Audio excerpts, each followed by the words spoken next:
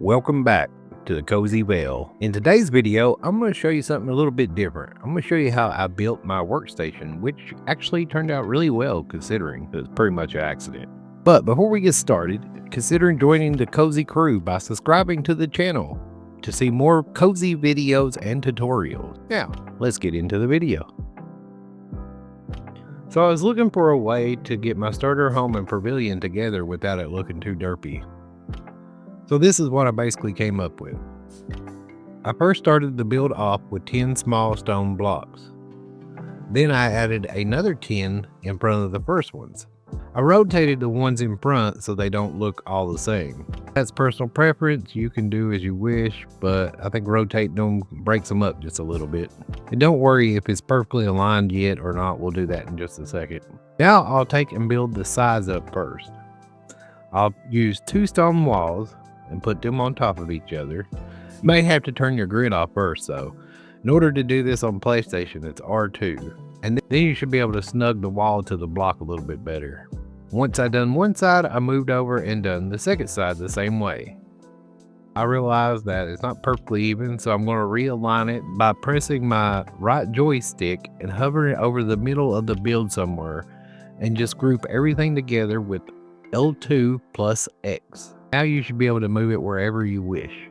Once I get it in place, I drop it again with X. After we get that done, I'm going to go ahead and place my smelters and my glass makers where I want them.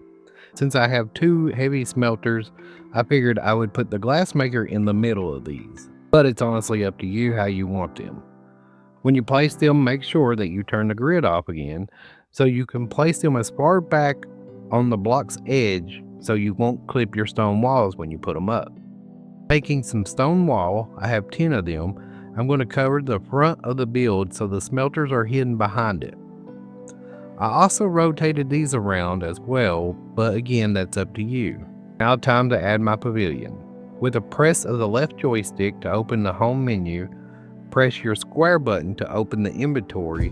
Now choose the pavilion with pressing X and drag it out and drop it again with X wherever you would want it.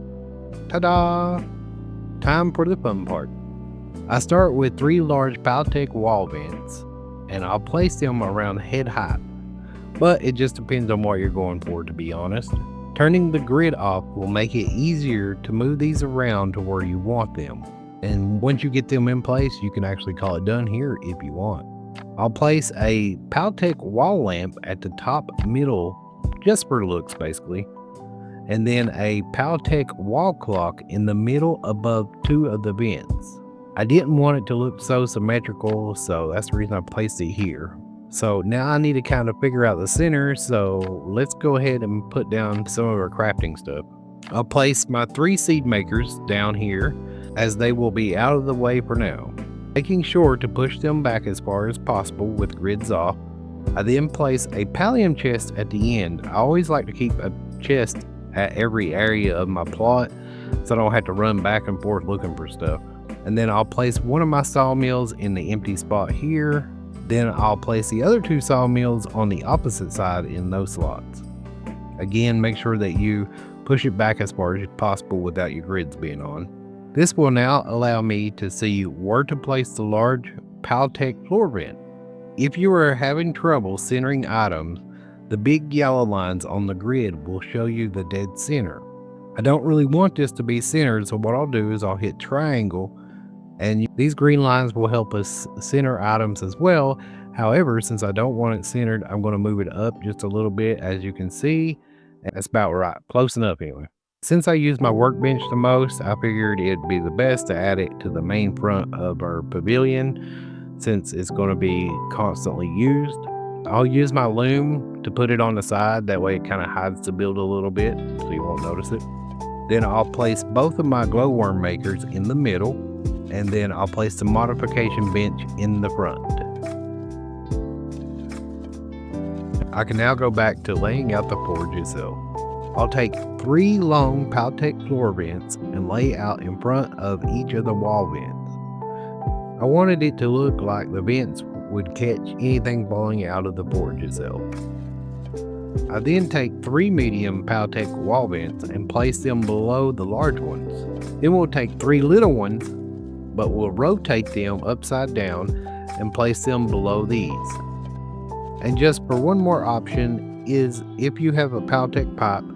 I originally had mine on the inside, but I moved it to the outside as it was a little in the way. And I also added a Paltech pipe flange just for aesthetics basically. Now all that we have left is the snowy roof to match the starter house. Let's go ahead and apply that real quick. Oh, and I forgot my preserving jars. I put them on the other side, however I am trying to come up with a better solution for them so they are kind of hidden and not in the way. But I've come up with nothing yet. And that's a wrap on this video. If you would like to see me make more videos about building stuff, let me know in the comment section below. And of course, if you like the video, leave a like. And until next time, stay safe, stay cozy, but most importantly, have fun gaming.